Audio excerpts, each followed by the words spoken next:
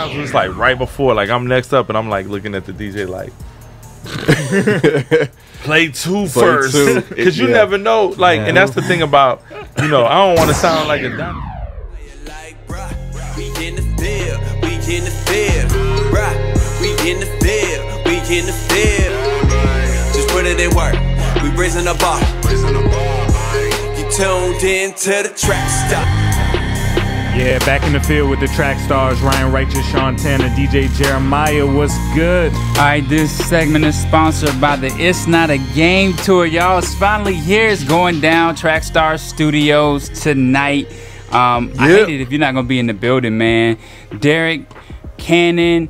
We got Nate McGahee, who's gonna be opening up. He's in the building again. We got Mike Sarge, who's here just hanging out today. Salutes. And man, we just got a full studio today, a full building. It's going down, man. Hopefully everybody sticks around. Double ATL is in the building. We think we might have 1K coming through today. Yeah. So yeah, man. So always good to know that you guys are rocking with us, man. And welcome back. Yeah. That's what's up. So Today I wanted to talk about just some artist advice. We were talking to Mike Sarge earlier today about just some things artists might need to know. Man, we got a lot of noise going on here. Give me a second. Just some things artists need to know about, you know, performing and kind of getting yourself out there. Double's been on Billboard and charting and all kinds of stuff, and Mike has been out here doing this thing. So I wanted to ask you guys some advice on young artists coming up, ways to kind of get themselves to that next level. Right. What do y'all think? Well, I'll start off by saying, especially when it comes to live performances, you got to be yourself. You got to be yourself, and you have to enjoy it.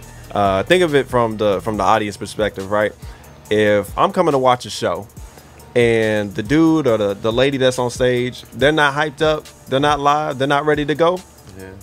How excited and hype am I gonna be? Yeah, I'm saying, so if you're the artist on the stage, you gotta come with it. You know, don't be worried about who's in the audience or who's not. Come with it. Let them know who you are. Let them know your message, and you know, you gotta have a good time with it. You gotta have a good time. Yeah, to piggyback off of the performance thing, like I think a lot of artists should. I'm not saying they don't spend time, but if you spend time at a venue getting to know people beforehand, and you kind of get to know your audience, and you go out and you're not scared to have a conversation with a few people. I'm not saying, because if you're doing large venues, you can't necessarily do that. Right. But let's say you're doing a venue where you can actually reach the people, get to know some people, get to, you know, because if you can bring that to the stage, even if you just kind of roasting somebody you talk to about something, they feel part of the show. But also, like you were saying, your energy is everything on that stage. Like, even if they not giving it to you in the audience, you can't get mad. They might not even know who you are. True. They don't know your songs. You can hear the difference between if you see a performer who's not a great performer, but if they know his music, it's gonna make it look like the livest show. Oh yeah. But if they don't really know your music, they might just be listening. They might be trying to fill you out and see where you at. So don't take it. Just, man, go. It's almost like walk off the stage and be like, man, I gave it everything. I gave 110%. Go up there, get an energy, and embrace the crowd, engage the crowd, be strategic. You know what I'm saying? So you're about to perform this week at Flavor Fest, right? Yes. So what's your mental process starting even from now on what am I going to do? You got your songs picked already, obviously, right? Yeah. So like how are you thinking about it already, or do you just get up and kind of just do it? Nah, I've thought about it because it's an honor. It's an honor to be on that stage. It's an honor to be on that stage on one of the main nights. It's an honor to be on the flyer. That's a staple in Christian hip hop. Just Pastor Tommy and everything that they built at Crossover and at Flavor Fest, it's just an honor to be a part of it. So, you know, I don't want to take it lightly, but at the same time, yeah, I don't want to overthink it and just go out there and be like, okay, at 30 seconds in, I'm gonna move to this side of the stage.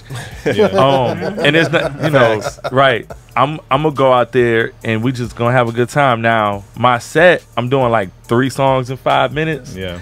So my set, I'm like, okay, I could just turn up the whole 5 minutes, or actually try to give them some substance, or give them something that's like, instead of just, I kind of want to change the mood. If Yeah. I'm up there and it's, you know, everybody else is turning up, and there's nothing wrong with that, I kind of want to like, okay, let's switch it up. Like that's just where I'm at, and that's a challenge. Yeah, Right. Because at that moment, the moment you start to try to change the mood, if they don't really It's know who hard. you are, Yeah. they might not. They're like, oh, I thought he was, because I'm going in with energy, but it's gonna progress into something different, right? Yeah. Right. So I'm going in thinking, okay, what can I do? Should I add video to the set? Yeah. To set apart, or should I just go out there with no fear and go out there,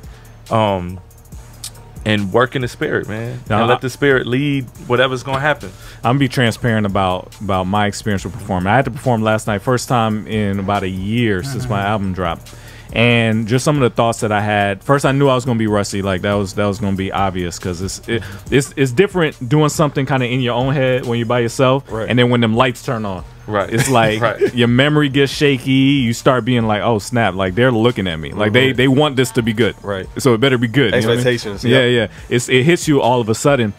And one thing, this is a couple things I learned. And I want to know what you guys learned from maybe bad experience and good experiences. One thing that hit me was these songs may not be appropriate for a stage. I love them like in your house with headphones. Right. I remember I performed with Nate one time. It was outside, and it was, you remember that one? It was at Green Forest Church or something like that. And I remember being like, oh wait, these songs aren't good for this kind of crowd. And I remember Nate came in and it was just like doom, doom, doom, and they were like, oh yeah. And I'm like, oh, I should probably have some songs like that. You know what I mean? Right, Like that's right. just like a learning experience where you get up and you're like, okay, this might sound good, and for people who like lyrics and stuff like Yeah. that, but crowds, they don't know you. They don't care what you're really talking about right there. You know what I'm Right. saying? They may go listen to it later. They want something that's gonna make them excited. So that was a learning experience. Number two, I was talking to Mike earlier, and there was one song where I messed up my lyrics. Yeah. I want to know how you guys handle when you forget a lyric on stage. Has that ever happened to you? You're Yes. looking like never. Yes. No. No, I didn't. I would erase those memories out of my, brought them back. Suppressed. Man, I learned the freestyle. Yeah. Learn the freestyle.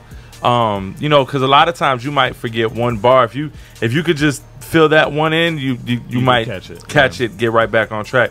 So maybe learn the freestyle, mess with it. Freestyling is something that, some people are gifted at, but it's something that you can also pick up by practice. So practice that. At the same time,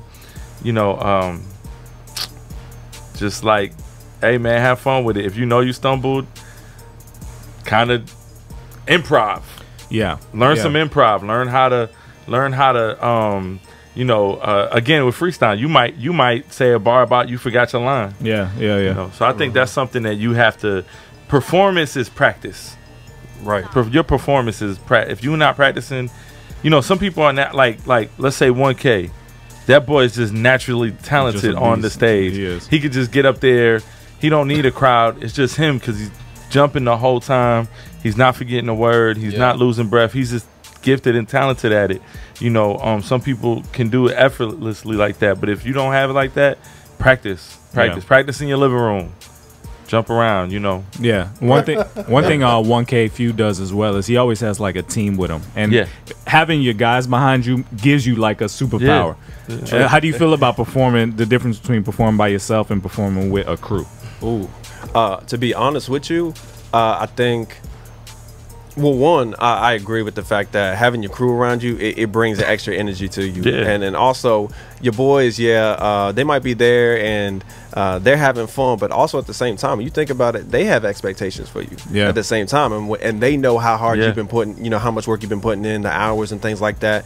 And they saw you at the beginning and they're seeing you currently where you're at. So just having your boys there with you, it gives you that extra energy. But I also say privately, I think that's the first step to being a great performer. Is it starts, people ask me all the time, well, how do you get better? How do you do this? How do you get better? How do I start off being a better rapper, singer, maybe an aspiring author? Really, your first step is in private. So if that means you rapping in the shower in front of your mirror with with the hairbrush or whatever, do what you got to do, because you know what? Nobody else knows about that but you. You know what I'm saying? And the same thing, I remember it was about 2 years ago, I literally went on Amazon and got a book on how to be a better rapper. And the funny thing is, most people will be like, man, that's whack. But that was me, right? Like I wanted to take that next step to be even better at what I do. Yeah. And if you are worried about other people, you are never going to progress. Yeah. And it's the same thing with performances. If you know when you hop on that stage that you probably are going to get stage fright, then what did you do prior to that event to deal with that? Yeah. You know, even if it's you making your own event, free event, going to the library or something like that, and having people that are closest to you see you sing in front of them, rap in front of you, do what you got to do so that you get better. Yeah. What about the we kind of talked about this. What about the old age question about rapping with track versus y'all know that gets under my skin. So I've always said it's about the live experience, right? I've always said that. So especially when I talk to rappers, I say, hey, it's okay to have the hooks and the ad libs in your tracks when you're performing, but for that live experience, it would be better if you didn't have your verses in it. Now, where it helps you is, say you mess up something, you get tongue-tied, right? Well, you can replace the word that should have been in "you're okay" and the audience doesn't know. But the thing is, if you're rapping and you have the track to the actual verse and you use a different word than what you should, they're gonna notice. They're gonna hear it. So there are a lot of benefits to it. Also, if it's just a track running, and say you feel like you're straining your voice, like, man, I'm about to lose my voice, you can stop rapping, let the beat go, and you know how people, especially depending on the age group of the people there, you could just start a dance battle. Like you don't have to worry about, you don't have to feel constrained to only the music. There are little things that you can do to help you out when you're on that stage. But that's for me, I think it's more professional if you're not having the verses in there, but that's just me personally. I agree with everything you said. What about the sound system though? That hurts. If you're gonna go perform at a school gym for school, I might need to have your words. You might need to work because your voice bouncing everywhere. Definitely the echoes. They don't. Again, like I said, if they don't know your music, they need to. This is their first time hearing you. If they not hearing you, they ain't hearing you. Also, I'll add in that. Also, it is okay to have your vocals in there as well if you use auto-tune, because you also can't. You can't sing. Well, you can get the mic. Right. You can get the mic, but you can't really replicate. Auto-tune. So there's certain situations. There's some environments where you can't hear the person. Like you could even tell, like when people are up there, I can't hear none of his words anyway. So you might as well put the track in there because at least they'll be able to hear. Because think about like at a not a conference, a festival. Where there's like people all over the place. If you ever hear somebody perform live at some of those festivals with bad mics, you can't hear nothing they say. That's true. But if the words are in the track and you're rapping on top of it, you can hear from like a mile away what the person is saying. So there are certain, if you're in a coffee house, it's probably not a good idea to be like, your actual words being on the track, because you should probably soften your performance a little bit in front of like a snap on. You know what I'm saying? So I think it matters the environment as well. I think another thing too, and this is just a mind from a DJ. I've been in situations as a DJ where I know what, and this kind of go back to what Sean said earlier, Sean Tanner said earlier about knowing the crowd. You got to know. I would specifically, if I'm doing any type of performance, know what you're doing. So prime example, if I'm at a coffee house, I'm not going to play turn up records at a coffee house. I'm going to find records that maybe on somebody's album that's more mellow or more dramatic, that fits the atmosphere. You got to know the atmosphere. Even as an artist, know the atmosphere where you're going to. So if you're going to perform at a poetry jam or some type of poetry lounge, then try to pick a song on your album or a song that you got, or maybe you have a song that's upbeat, but maybe you could turn your lyrics into a spoken word where you just do an acapella or something like that, or try to figure it out, because you don't want to be the oddball. You could stand out, but at the same time, it could throw up the atmosphere of what you're doing, throw off the atmosphere of what you're doing. Because if everybody's like doing somber stuff, slow stuff, mid-tempo stuff, and you get up and like, let me see y'all, everybody like, do he kind of know what this is? Just got my pumpkin spice latte. Not spilling my mocha chocolate. So you got to know the atmosphere. I think that goes back to. I think that also goes back to his point as far as going, making sure you're being engaged with the people before the event even starts. That's why I'm a huge advocate for artists getting there early. Get to the event early. I'm not talking 30 minutes before your set. I'm talking before the event starts, and meet the people that are there, get an idea of who's there. And I can say this for me personally. There have been times where, say you just go to an open mic and you have 10, 15 people there, right? One way to get more people to stay for your sets is if you get there early and you just start walking around meeting people and you're like, hey, why are you here? And you might find out, oh, they're there for another artist, singer, etc. and you just get to talking with them, casual conversation. A lot of them end up staying for your set just to check you out. Yeah. And you may gain an extra fan just from being cordial and being respectful and just saying like, oh, and that's just you being yourself. Yeah. So that goes back to his point about, just engage with people before you even get there, which also leads to his point. If you're engaging with people, you do kind of have a gauge of the type of music that they like and the other artists that are there and the DJs and stuff like that. So that's huge. That's why I tell artists to prep. If you know you're only going to be able to do like 4 songs, 3 or 4 songs, have 6 prepped. Because what if you get there and it's a different audience than what you expected? Then you're already ready to do a different song. You can just tell the DJ, hey, I'm gonna do this song instead of this one. Yeah, you can make a quick switch. I always send, like, somebody's like, send your show tracks. I always send more than what. Exactly. They like, you got 15 minutes, I'm gonna send you like 20 to 25 minutes of music. Right. Because you never know. You never know. And you never know what's gonna happen. There's been times where it's like right before, like I'm next up and I'm like looking at the DJ like, play 2 first, because you never know. Like, and that's the thing about, I don't want to sound like a dinosaur, but operating in the fruits of the spirit, where it's like, okay, I'm feeling like this something that I thought I came here to impress people, but really, I think I want to use my time to speak to folks. Exactly. Maybe I got to go here, and so you never know. So have a wide range of stuff. It's also important to, take your time. I'm speaking to this like new microwave style of making music. Take time to, when because a cat to go to the studio that day and want to drop the record that night. That's okay in this new era, new climate. But like you doing the song today and performing it tonight, and it don't even sound right. Man, take time, prep, make sure you got you might need a filler, you might just need a beat in there. Yeah. You know what I'm saying? And so just take time, man, to like these artists who like tonight, like you got Derek and Cannon and these guys coming. Please believe that their DJ knows if we about to take another turn, that DJ is on it and knows exactly what to do. So, man, it's a craft. It's all a craft. If you go to school and you don't study, you're not passing. So it's like, just take y'all time to really make sure, that look, if you go in there and we're going to do 15 minutes of just bouncing around and turning up, or if we're going to do 10 minutes of that, and then I'm gonna share my story for a minute, and then we're going to go into something that's going to bring a different vibe in here. Yeah. You just got to be able to, Here's another question real quick. What about other people's instrumentals? What do you guys think about that? Like rapping over other people's instrumentals and stuff like that. Or throwing it in for a couple seconds in the middle of a beat. I'm all for it. Oh yeah, no, that's dope. That's dope, especially if it's current music that everybody know. Yeah. So you could be attention. Exactly. So you could be on the stage and nobody know who you are, but the fact that say you threw in an instrumental to one of my favorite artists for a couple seconds, I'm gonna remember that and be like, oh no, he was dope. It's beautiful.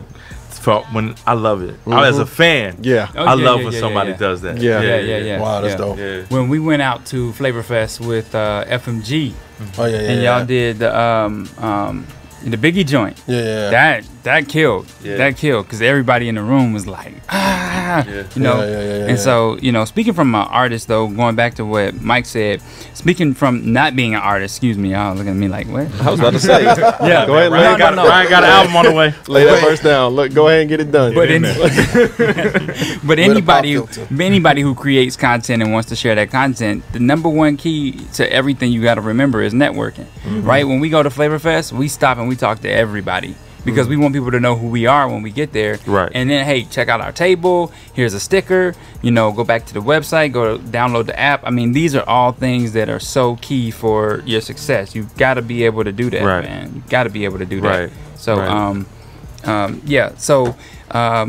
it's key to be able to go through and make sure that you are relating to the audience and the people that are there. So, a couple more things you said. Throwing in the beat. That's a good like tactic to keep in your pocket. What are some other things that on stage that are like go-tos? Like, I know this is gonna work if I pull this out. Oh man, so I know Double mentioned earlier freestyling.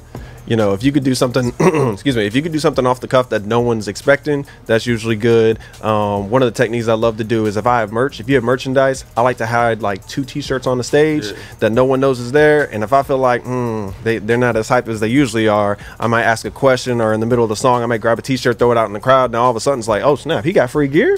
Oh, okay. Let me go ahead and pay attention, right? So I'd say messing around with merch, bringing someone on the stage is also another way to get people involved. So there are many different ways that you can make that happen. Again, practice y'all freestyle. I'm telling you, someone man. gonna put you on the spot. Someone gonna do it. I'm telling you, and even another one, like we do it. Enlightenment does it a lot. I see Dylan Chase does it a lot. My boy Curvin does it a lot. Where it's like, okay, say in let's say you at like a youth retreat or youth it always works at these places where you have a bunch of kids or a bunch of teenagers, and you do that thing where you make everybody pull something out their pocket or put it in there, and you freestyle that item into whatever. Man, it's like it's been done so many times and by so many people, but these kids have never seen it done before. Right. And so if you can just, you know, I know an artist who has the same verse that he memorized, and he just throws those items in that verse. Wow. Right. So he's not me. If I do it, I'm a freestyle. But it's like, you know, doing little things like that where you get the crowd engaged. Because again, you might have somebody in the crowd. This is why I was talking about engaging. Right. You might be talking to somebody who never probably would have imagined this rapper will be talking to them. Yeah. If you would add them into your show, you got one, you got a fan for life. Two, you just made somebody feel like like, you know what I'm saying, like the most important person in the room. Yeah. Man, if I had to give 2 major tips, especially for artists when it comes to performances and events, 2 things. One, you mentioned it, networking, but I mentioned networking because I think everyone's definition of networking is a little off. Most artists, they go, all right, I'm gonna go to this show, I'm gonna go to this open mic. Oh, he has something that I think I need. All right, so I'm gonna talk to you for a little bit. We'll exchange IG, you know, usernames, things like that. And then 6 months from now, I'm gonna ask you for a favor. That's not networking. Oh yeah. Networking is once we make that connection, me following up and be like, hey, you know, do you need anything? Do you need mixing? Do you need an album cover? What you need? How can I help you? How can I help you? And I feel like a lot of artists go, okay, me. What can I get from you? What can I get from you? That's not networking. It's building a relationship. That's networking. That's number one. And number two, and I don't think this gets talked about enough when it comes to performance, and I know you mentioned earlier, your health. Be in a little bit of shape. Yeah, that's real. A little bit. I felt that last night. If I got off stage for jumping with Richard C. I was like, bro, I'm done. If you get on that stage and by song 2 you are tapped out, oh, they're gonna notice. Yeah. People in the audience, they gonna notice. So just care about your health. That's all. All right, man. Let's get back into it. You in the field with the Track Stars, Ryan Righteous, Sean Tanner, DJ Jeremiah. Leg up. Hey guys, Miracle here. Thank you so much for watching that episode. Make sure you go below, like it, subscribe, click the bell, and make sure you follow us on all forms of our social media. Also, check out our website and be sure you spread the word. We'll see you next time. We know not what we doing. Screw that, they know, let them have it, do it. Okay, I'm erratic, prove it. Never mind, got a mind that'll wind up with me in a lineup behind bars with these bars. Okay, my time's up. Team Freedom. Yeah. We not through yet. All right. Trackstarz Music presents. Turn my volume up. Turn me off.